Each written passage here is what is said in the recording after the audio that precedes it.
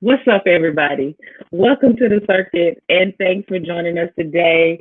What's hot with the circuit today? Listen, we're talking about soul care, self care, your spiritual care. It's all about taking care of you during trying times. And we all know we're in the midst of some trying times. There's a lot going on. If you wake up and watch the news, which I don't, when you wake up and watch the news, there's something just devastating that is happening every day. There's so many things going on in pop culture, live culture, in our personal lives. And so we're going to talk about taking care of ourselves today, which is super dope important. And I have some friends with me. So listen, the circuit is always here to educate, empower, um, and and encourage you to be the best you. So we thank you for joining us today. If you would share this video so that others will have the opportunity to join the dialogue.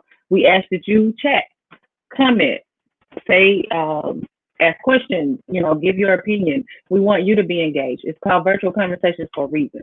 We literally have a conversation and we would love for you to be a part of it.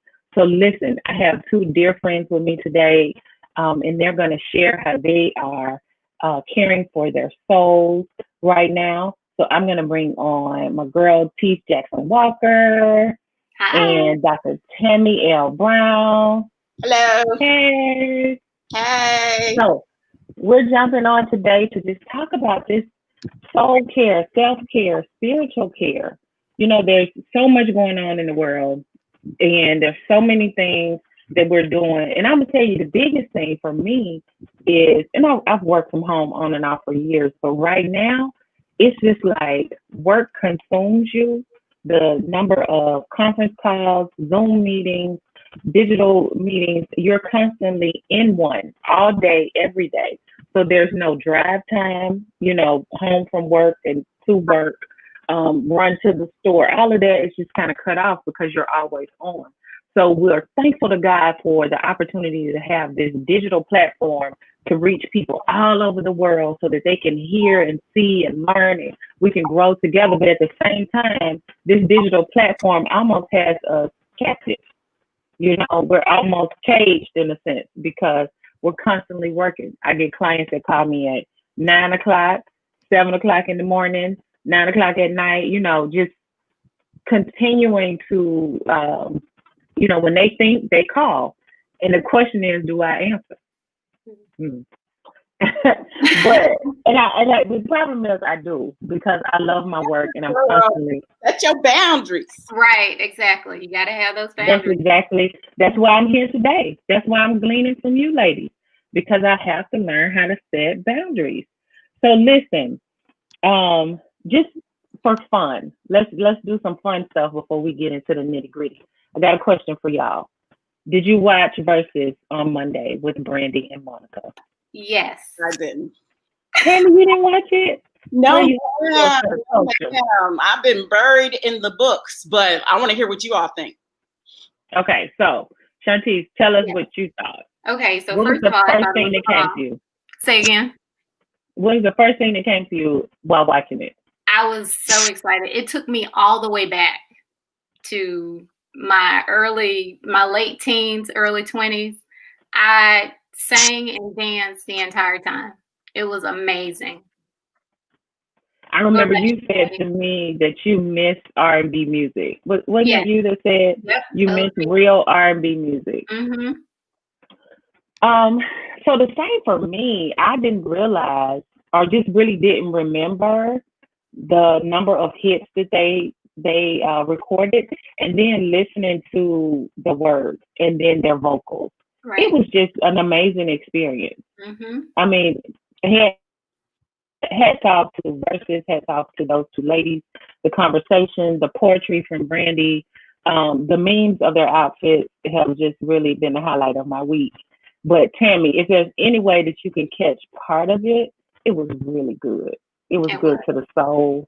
Or just dig up a Brandy or a Monica album and just go in. One thing I just must say is I like to say I'm an old soul, but I'm still young at heart. And so I'll be honest with you, that era of R&B, I wasn't a hardcore fan. I'm an old soul in the sense I've been listening to Marvin Gaye. I've been listening to James Brown. And then I'm a neo soul fan. So I listen to almost every day, Bilal, some Erykah Badu, that artistry in which rhythm and blues, you can feel it's rooted in the blues. I feel so much resonance in Erykah Badu's music. So, you know, of course I heard about the verses, Brandy, Monica. I saw the tweets, and, you know, anything Black, I'm rooting for all Black people. So I'm like, oh, that's cute. Yeah, I feel you. I didn't think I was going to enjoy it as much as I did. And between my sister, who's younger, and my one of my good girlfriends, who's quite a bit younger, I had one on FaceTime and my sister in the living room, and they were singing and crying. My sister had her microphone. It was hilarious, but I really learned from them because they would tell me, okay, this is where I was when this song came out. This is what I was thinking. And of course, we can do that with all music. Because, of course, anytime I hear, since you mentioned Marvin Gaye, anytime I hear Marvin Gaye, I remember the day that he was shot. We were cooking out in my house. I remember my parents talking about it. So, you know, you connect music with where you are in your life. So it was good. That was good for my soul. I know. How about you, Shantice? Yeah, definitely. Did you pair it with some wine? It was a quick little recharge for me. And the very next day, I went on Spotify and I just played Monica the whole morning. And it made me feel great. I felt good. Oh, that's awesome. Monica, I hope you hear this. And Brandy, I'm going to play you. I did. I went and pulled up some Monica on iTunes the next day. There was one, I can't think of the name of the song now, but one of her songs I had forgotten about. And it was so good. When it came on, I was like, yeah. So, yeah. All right. Next. Do you want to comment on just this concept of gathering, virtually? And as you said, you talked to your sister, your friends about where were you when you heard this song. I think all of this is just critical to this moment.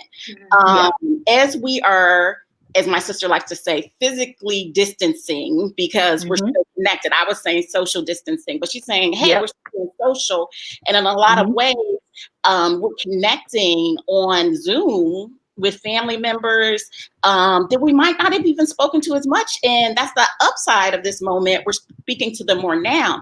But when you talk about that type of gathering with family, and then that type of gathering with community online, and I'm thinking about deep roots in the Black church gathering. You know, I'm a preacher's kid. I'm a pastor's daughter. So, you know, if two or more gathered, we are having church. And so I think of Toni Morrison's Beloved and the concept of the clearing, in which in that novel, it is a crucial space rooted in African and then new Black American traditions of coming together to renew the spirit, renew the soul in a context where the world is trying to say Blackness is ugly, Blackness is inferior, Blackness is ignorant. And we're saying, no, there's always resistance, right? So I see even these versus challenges with all these beautiful, brilliant Black contemporary and old school artists as saying, hey, not only do Black lives matter, but Black spirit is alive and well, and we're going to keep on keeping on, even in the face of tragedy. Even in the face of attacks, even in the face, our spirits are gonna keep fighting. Yes, and that was definitely one of my points today is connecting virtually but socially. So thank you very much for highlighting that, because that's extremely important. And I know lots of people that have taken advantage of this time and able to gather and teach older people how to use Zoom or how to use GoToMeet and all of those things. I've used FaceTime more than I've ever used it before, although I used to be an Android girl, so that was part of the reason. But utilizing that to look into my friends' eyes to see if you're okay, you know, to check on them. And even utilizing it, Shantice had me doing a workout.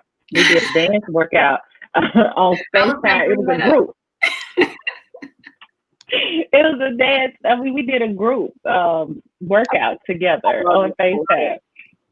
So just the opportunities to utilize those things that we need, and you're right, to celebrate one another in the midst of a system that's trying to beat us down. Right. So true, so true. So that takes me to my other quick fire question is, what are you guys reading? Tell me, what are you reading right now? I know you write and read all the time, but what's a good read? What are you reading? You know, I'm reading a lot about the women's suffrage movement and how Black women contributed to the fight for voting rights. And so I'm reading something that you can't just order on Amazon, but you can access it online. I've been reading Mary Church Terrell's papers at the Library of Congress online. Mary Church Terrell is considered a race woman. She's part of the racial uplift movement, late 1800s to the early 20th century. She fought to improve the social, political standing of African Americans in this way that it's often called the politics of respectability, showing that Black people are intelligent, dignified, and sophisticated and should have equal rights. And to read her own words, and this is her own handwriting, you can access online, Library of Congress online, to read her own cursive handwriting in which she's saying, listen, a lot of times these addresses are addressed to white women. Listen, white women, you're fighting for the right to vote, but don't forget your African-American sisters, your African-American sisters who have this double burden of not only sexism, but also racism. She was from a very elite class, born in Memphis, Tennessee. She went to Oberlin College, very, very intelligent woman. She taught school in Washington, D.C. So she didn't really have that class struggle, but I would add to that, there are historians that have been writing about this bigger picture of these intersectional identities, that it's not just about sexism, it's not just about racism, but it's how racism, classism, all these isms intersect to try to oppress someone. But again, I'm always interested in those stories of resistance. And Mary Church Terrell is a perfect perfect example of a Black woman who resisted all of those types of oppression. That's good. Yeah. That's deep. Shantice, we probably should have went first. Yeah, no, right? Yeah. Yeah, because when I say I've been reading magazines, it's not going to sound good right now. That's what I need to do this weekend to give my brain a break. Yes. Okay, so Tees, what you been reading? So right now I'm reading the Mental Toughness Handbook. It's a workbook, and I'm just trying to I'm working on the outside, I'm trying to work on the inside. My biggest issue is just having patience and learning how to not allow my emotions to dictate my behavior or my actions. And so this book is kind of teaching me how to just breathe when I'm feeling overwhelmed with emotion, and how to just develop a stronger mental fortitude. So it's really good. So that's awesome, Shantice. And I'm going to take that moment to segue into, you said building mental fortitude. So we think about so much that is going on in our society right now, in our community. What are some of the things that you see that are trying times for people, that people are dealing with? Wow, there's a lot right now. For me, COVID has been a big issue, primarily because we have a child here in our house, our middle kid. He's on medication that suppresses his immune system. So just going to the grocery store freaks me out because we're afraid we may bring something back home. That's very stressful. And then when we think about everything that's happening to our Black and brown sisters and brothers, on a daily basis, it all becomes so heavy and overwhelming. Okay, ladies, we have a question from our audience, and that is the 2 books again. Can you give me those again? Yeah, we can the share. one that I'm reading is called The Mental Toughness Handbook. I don't have it with me, so I can't tell you who the author is, but I'll share that with you after. Okay. The Mental Toughness Handbook. Yes. And then Tammy, what were those papers that you're reading? They're at the Library of Congress. They're all online. So you could just Google Mary Church Terrell, spelled Terrell, and then type in Library of Congress papers, manuscripts. They're going to pop up. And the good thing is most of these documents are digitized, so you can access them. Okay, awesome. That's good. That's good info. Thanks for asking that question. All right, so we're talking about soul care, and you want to know the reason that these two women are here. Let me tell you why my girlfriends are here today. So I realized this weekend, and I tend to wrap around self-care and soul care when I'm feeling depleted.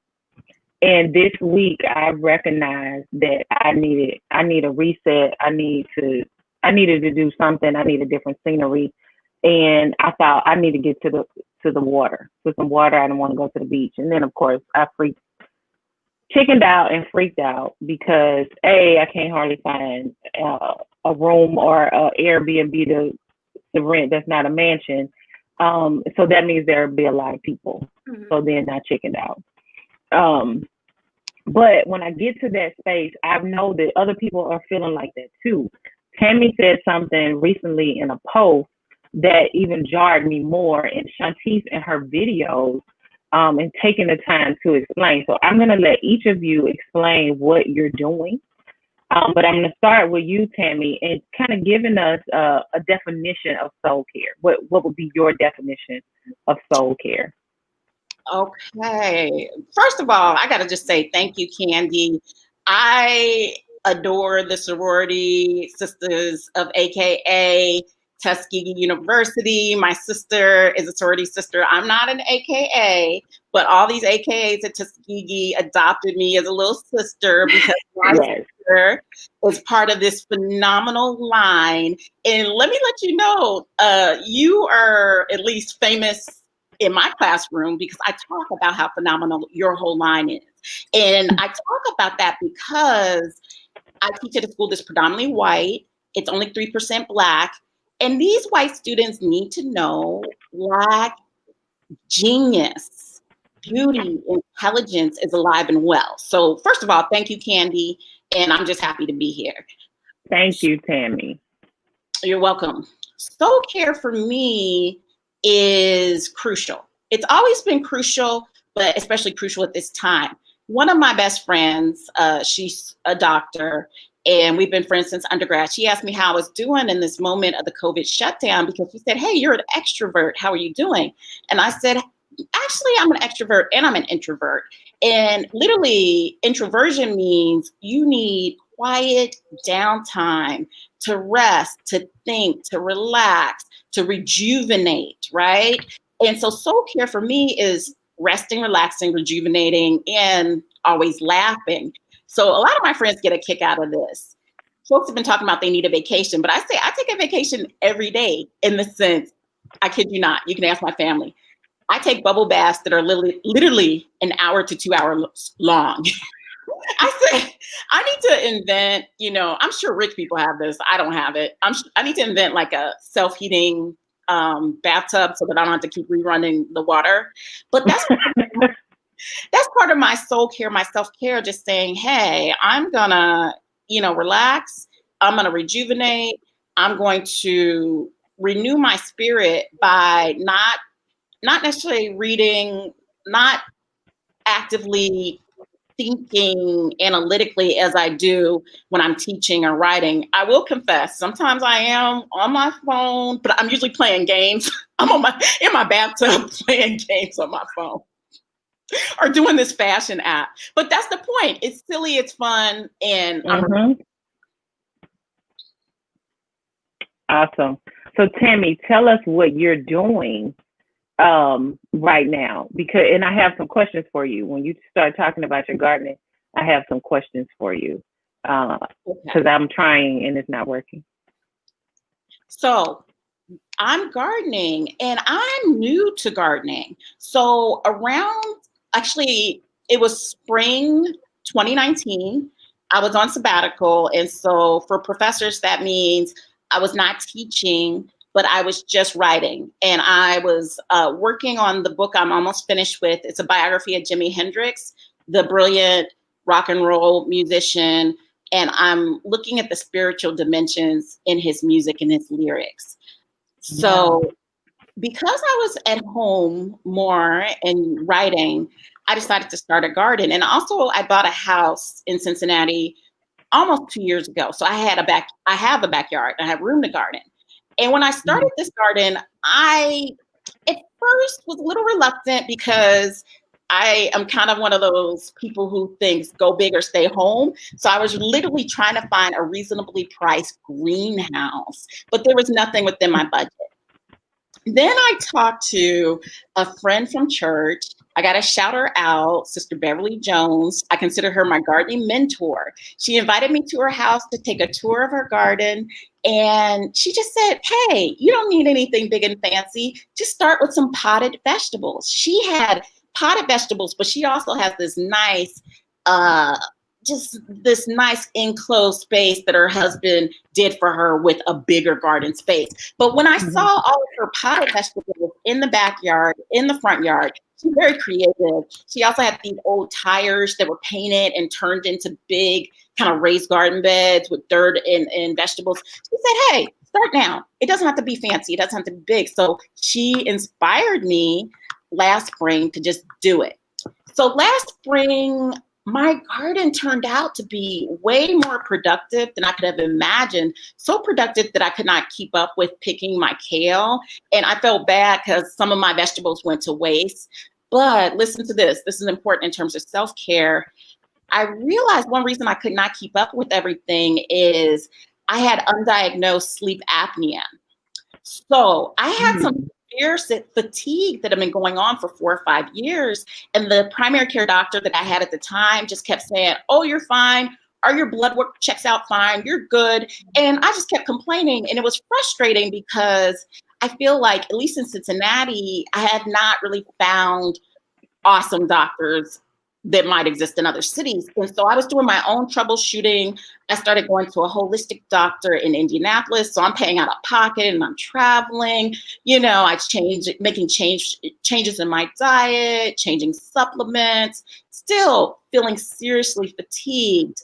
During that time when I didn't know sleep apnea, often working in my garden was the only thing. It was the highlight of the day because it's the only thing I really had physical energy to do. So, you know, sleep apnea affects people in different ways, but for me it was serious fatigue and just waking up, not feeling well rested, and then going back to sleep. Like, I feel like I could sleep forever and I was sleeping my life away. And it was frustrating because, you know, me, I'm a mover, I'm a shaker, I'm a go-getter. I'm like, I got life to live. I got things to do. Fast forward to this year.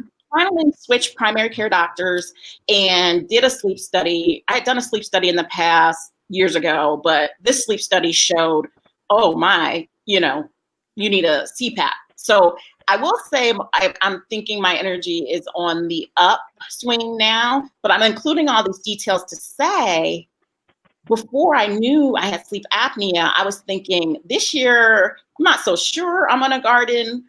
Or if I garden, it's going to be much, much simpler because I just felt like I didn't have the energy to keep up. When COVID hit in March and changed everything. You know, it was here before March, but March is when my university said, we're going to go all online. And so I was at home and I kept having these moments where I felt literally, and still do, like I'm in this dystopic future in a Octavia Butler novel that would be more optimistic, or a Stephen King novel if you want to be more pessimistic. And I said, in every Octavia Butler novel, it is a Black woman heroine, usually a younger woman who saves her whole community. That day, it was like mid-March, I planted a whole raised garden bed of kale. and I planted a whole raised garden bed of spinach. And I was like, okay, you know, keep in mind, I'm a literary artist, so there's a bit of hyperbole here, but I'm thinking, if these are the last days or, you know, the end of the world, let me at least have my own food and can help my family. Mm-hmm. So I'm growing fewer things still than I did last year, but I'm still growing. Okay, I do have a screen to share. Let's try this. Lord Jesus, help us share the screen. Let's pray, Lord. Okay. I want to just show you some pictures. So it's not the best. I wish I had these in slides, but can you see that center picture okay? If I just go through the pictures like this, or let's try this view. Is that a better view, or do you want me to go back to the previous? Okay, it does show all of your notes. I mean, like all of your files. Oh, okay. That's the screen that we get.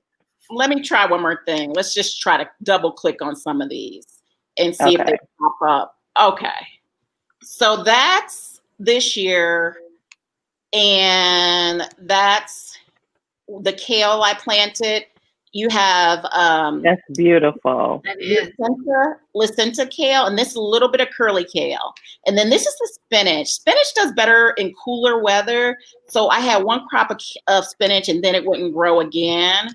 Let's do this. This was a big thing for me, this red lettuce, because, you know, I've been physically distancing to the point for months. It was just me and my puppy. I said, me and my puppy. My puppy is 1 year old now. And I said, we are going to ride and thrive, just the two of us. But around, let's say 2 months into the shutdown, or 3 months, I decided to invite my mom, my dad, and a good family friend over for a home cooked meal. And I included this red lettuce from our garden. And our family friend, she's my parents' age. We adore her. Sister Shirley, shout out to Sister Shirley. She loved this fresh lettuce so much. She said it's the best lettuce she's ever had in her life. And, you know, it just made me feel good to be with people I love after, you know, this lockdown, this shutdown. This is my zucchini that, please say a prayer for my zucchini. I'm still trying to get my zucchini to grow. As you can see, they're flowers, but they're not pollinating. I think I have a lot of actually male flowers, but not really female flowers. And it takes two to tango, as they say. If they don't get pollinated back and forth, then I won't even have fruit. That's my puppy, Sarai. She has an Amish name because I adopted her from Amish breeders in Northern Ohio. She's been great company. I'm gonna just show you 2 more pictures so that I can pass the mic. Okay.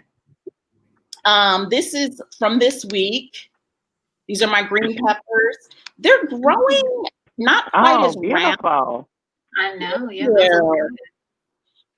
And, you know, the beauty of nature is just the greenness. I'll tell you, there have been moments when on the news, they're talking about yet another Black man shot, and I just can't take it. I'll go through periods of time not watching the news, and my brother will ask me, oh, did you see that video? And I say, you know what? I just can't watch it right now. It's too much. It's overwhelming.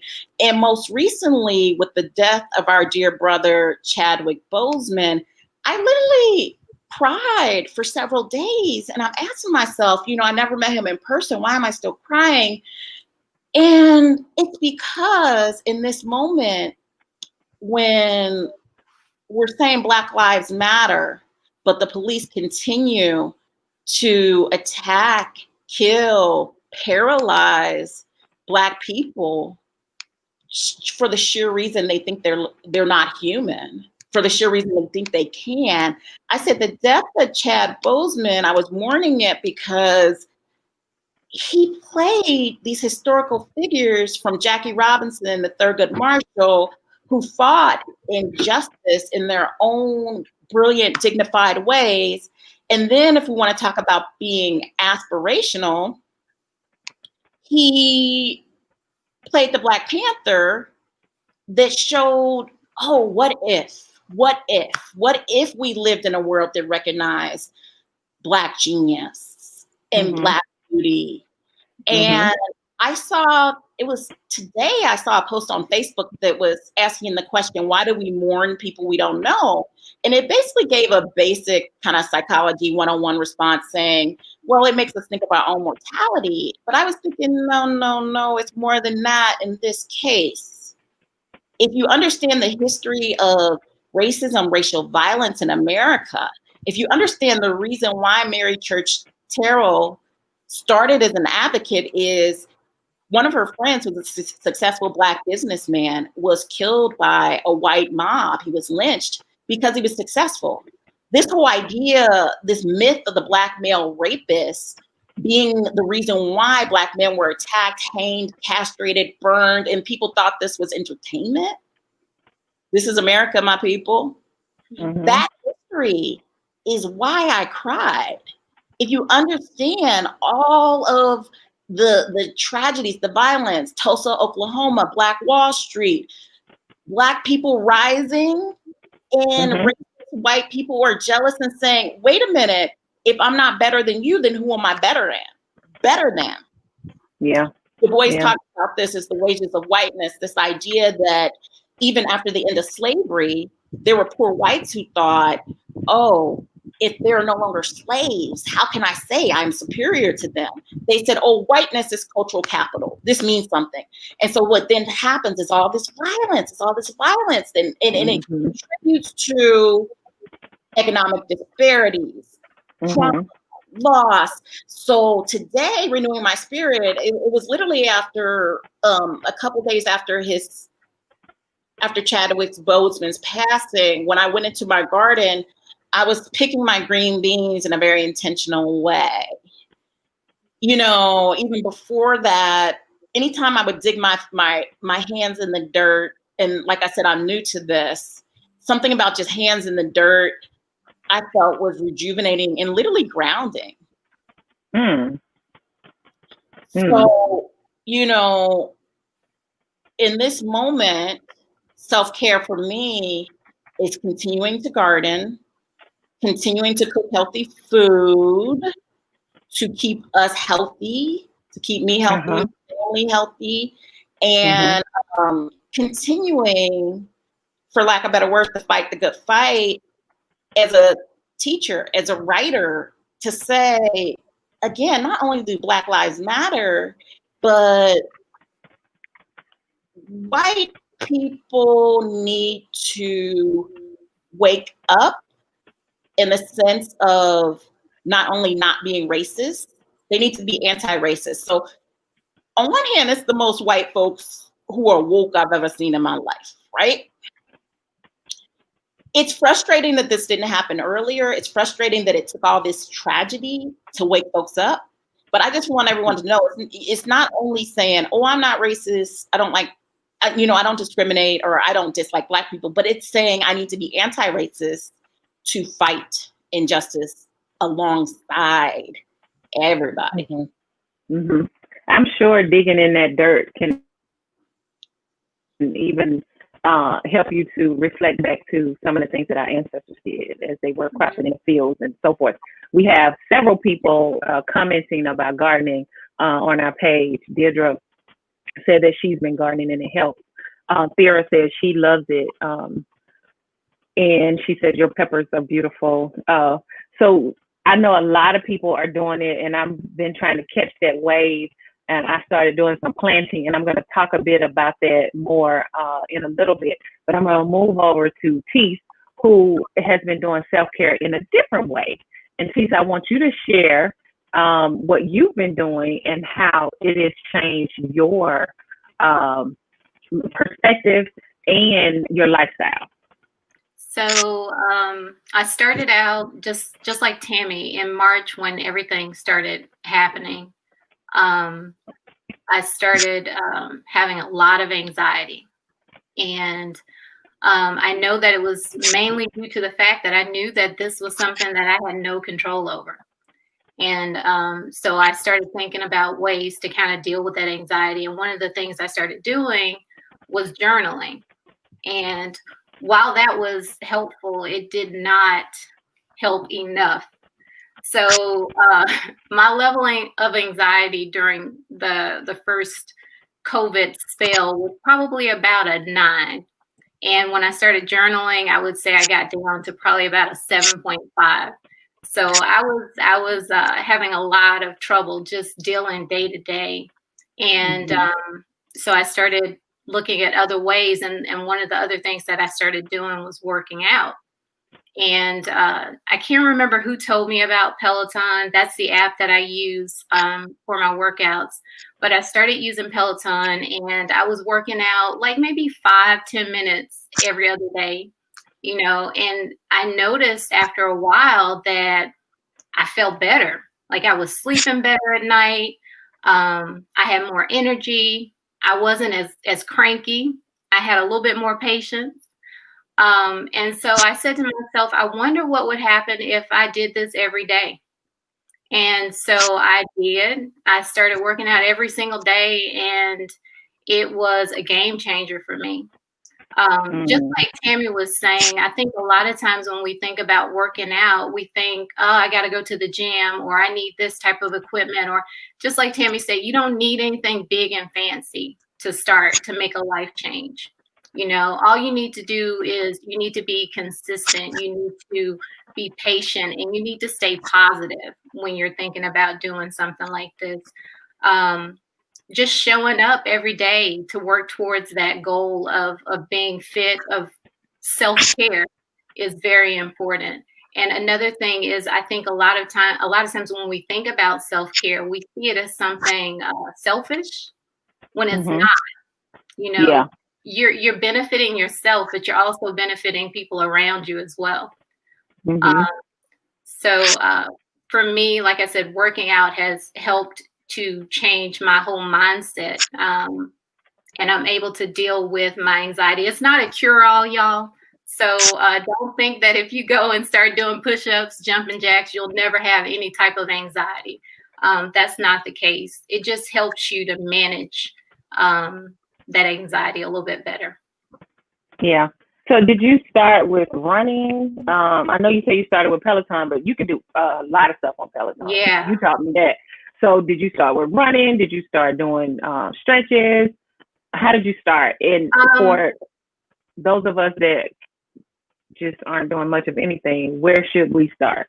So I started out doing core stuff, just working my abs, because strong core, strong body. That's pretty much your foundation, So I started out just doing like 5-minute workouts. It wasn't a lot, but it was hard because I hadn't done anything in a while. So, if it's something that you want to start, I always say keep it simple, start small, start with 5 minutes a day.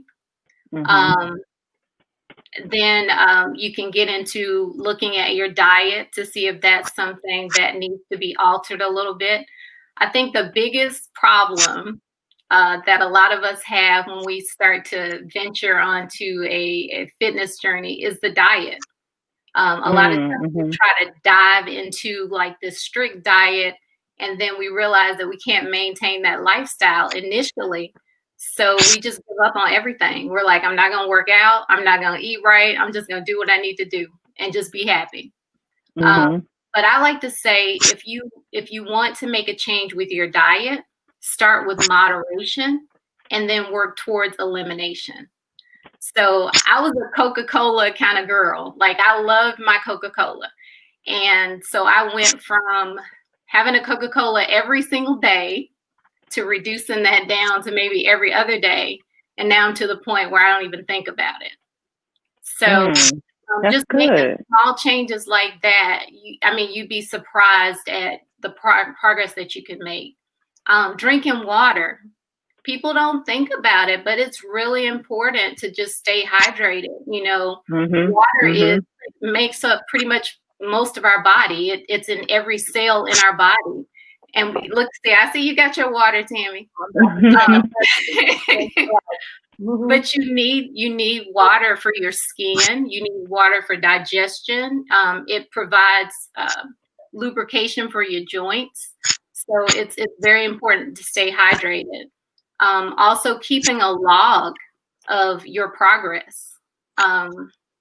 It doesn't have to be something big. If your goal is to lose 5 pounds and you lose 1, write that down. That's an accomplishment, and don't just write it down. I lost 1 pound. I lost 1 pound, put it in all capital letters, put some little hearts around it. You know what I'm saying? Like, make it a big deal, because it is.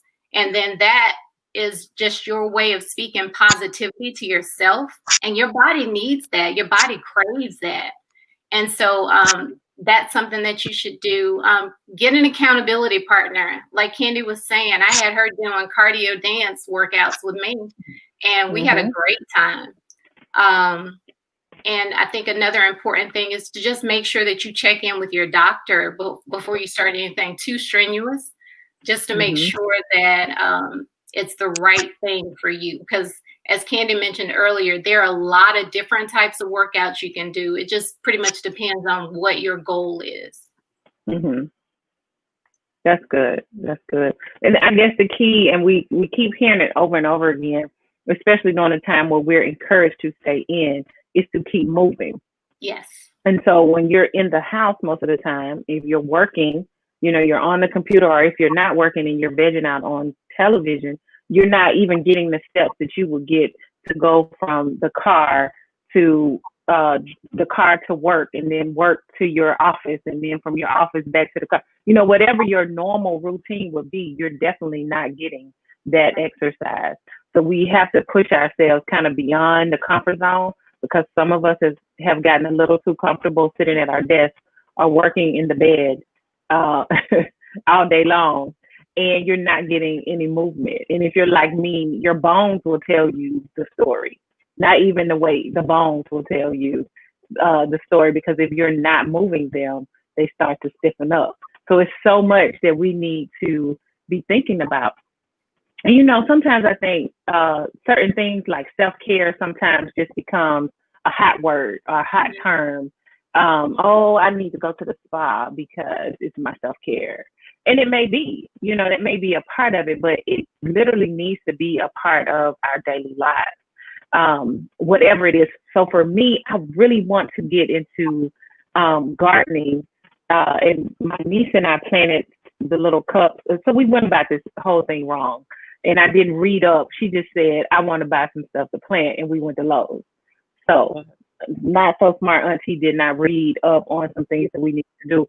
So we have some that sprouted, some didn't, and some that needed to have been moved out into something bigger, and we waited too late, like our bean sprouts died.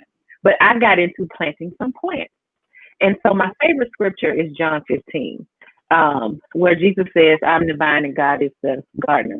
And then later in the text, he says that we're the branches. And so I've been wanting potato vines. So this year I planted some potato vines, and just to watch them grow, to watch them flourish.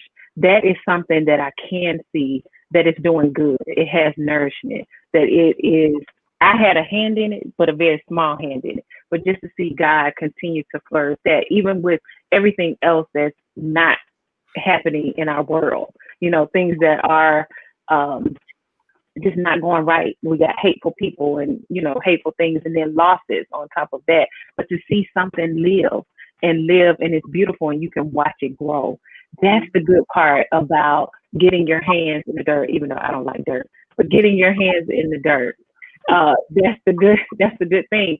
So Shantice, and the working out, I mean, you've been phenomenal about sharing how that has lifted you. Tammy, I've watched you and your artistry for years.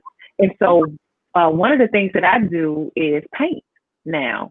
And I have to do it with an instructor. I'm not talented to do it by myself. But it's not really paid by numbers because it's freehand. But she walks us through the painting. And so I've been doing that. There's a great company that does it free on Instagram second and fourth Sundays. Or I even host a party. But that painting is so therapeutic. And then, of course, people have heard me talk about baking. Baking is cathartic for me. It's just something about the mixing and the ingredients, and, just the process of building something, essentially, is, going through that recipe and then coming out with finished product. except when your cake falls or it's been gummy or something, and then that's a whole nother story. But when you come out with a beautiful product, it's amazing how that makes you feel. So it's so many things that we can do, but there are some other things that I want to talk about. Now, Tammy, you may have heard of this. Shantice, you may have heard of this. But I recently heard about a self-care wheel.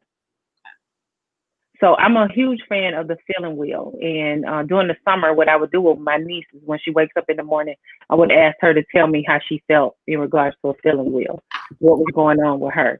And so now I learned about this self-care wheel.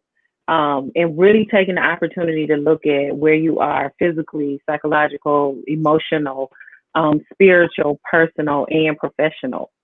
And that is using that as a guide of how you can care for yourself. I think that's big, and I think we should really look into how we balance that. I think that's huge. That's our balance. So April says the struggle is real and consistency is key. I totally agree, because I will get on something and quickly fall off. I will get on something new and quick. So doing the plants, that was 2-3 years ago. And that was my thing. Every day I came home from work. As the sun goes down, I would water my plants. When I got up in the morning, I would talk to them. Then that went away. Then it moved to baking. Then it went back to art. And now it's back to plant. So being consistent about something is important. I'm one of those people that I'm kind of all over the place, but it's all good for my soul. It's what helps me to balance through. I deal with a lot of different people, different clients. So that means different bosses. So you're not learning one particular personality. You're dealing with different personalities. So it's important that you have such an outlet. So Tammy, are you still doing your art? Yes. First, let me say, Candy, what you were saying about consistency and then your interest in a variety of things from planting to painting. I want to just say that made me think of a Native American proverb, all paths are good. All paths are good. So keep in mind, I'm an Aquarian, I'm a creative person, I'm an artist. I'm like, let it be, let it flow. I'm a free spirit. So as long as it's uplifting you, all paths are good, right? Yeah. With my artwork, I've not in the past, I've wanted to do more, but I'm finding that the responsibilities of teaching, of grading, of writing have been taking so much time that I haven't had time to really paint and draw like I'd like, but I have had time to do some photography. And I even consider, some pictures I take here and there and post on Instagram. I see that as a type of artistry. I also have been cooking more. I'm not a vegetarian, but I love vegetarian food. I don't eat a lot of meat. And I see even what I cook as a type of artistry. I just love colors. I love a colorful plate. And when I was trying to figure out my low energy situation, I know one doctor I actually think is pretty decent that I went to before I did some research in New York on Jimi Hendrix in 2019. She told me, make sure your plate is colorful. Make sure your plate is colorful. And I remember that whole month I spent in New York. I stayed with a family friend and I cooked for their family. And I enjoyed walking to the store, making sure I was buying bell peppers, greens, and if we had a stew or if we had, let's say, one of my favorite dishes to make is curry chicken with rice and veggies. It was a colorful plate. So I see that as a type of artwork. I like to think of the art of everyday life. I like to think about artistry in how we do our hair. We know as African Americans, that is a beautiful tradition of everything from braids to locks. I interlock. I actually mainly do my own hair, but when I need my frizzy fuzzies cleaned up, I go to a stylist in Cincinnati. Her name is Q. Shout out to Q. I adore Q. That's therapy too. We always have great conversations. My hair, I see some frizzy fuzzies on that angle. This side I shaved in 2013, and when we're not in a COVID situation, I get my hair cut by Tracy the barber, my brother's friend. And he does these dope designs. I was doing designs before Wakanda, before Black Panther. So, you know, I find that as my hair grows, I was feeling like my hair was starting to look too cutesy and I wanted a little more edge. So that's a type of artistry. I think we can live in a way that's artful. I even think of conversations I have with my sister every day. You know, my sister, Sharnae Brown, I adore. Shout out. You know, love is everything. Love is art. The way I speak to my family and friends is often creative. And my sister, who is an engineer, sometimes, and she's known me, I'm 44, she's 45. Okay, I hope she doesn't mind me saying her age. I'm like, listen, you've known me for 44 years. Sometimes I'll say something and it's said in a way with a bit of exaggeration and you know, a spin, a twirl, a flourish. And she'll like, what, really? And I'm like, you know, I'm embellishing. So that's what we do. That's what we do. Yeah. So we're almost at our hour. And although I try to plan the show for 30 minutes, I've never made it to 30 minutes because there's always such good stuff. I really appreciate you guys coming on. There were some things that we didn't quite get to, so that means we need to have a part 2. But I want to encourage everyone to participate in some type of soul care, whether it's physical, with gardening and working out, or you're feeding your soul spiritually through reading of the word or hearing of the word, reading great books that feed your soul, or doing something fun that is cathartic to you. I want to share a little read for you as we go, and I will post those as we are signing off, so don't leave. I shout out people that are doing this, they're writing it, they're creating journals and avenues. This will be Christmas gifts to people when my friend comes out with her book, but she put out some tips this week. And I want to share a couple of those tips. We didn't get time to kind of talk through them, but I definitely still want to share them. I want to wish everyone a super great week, but don't leave because we're going to share these tips. And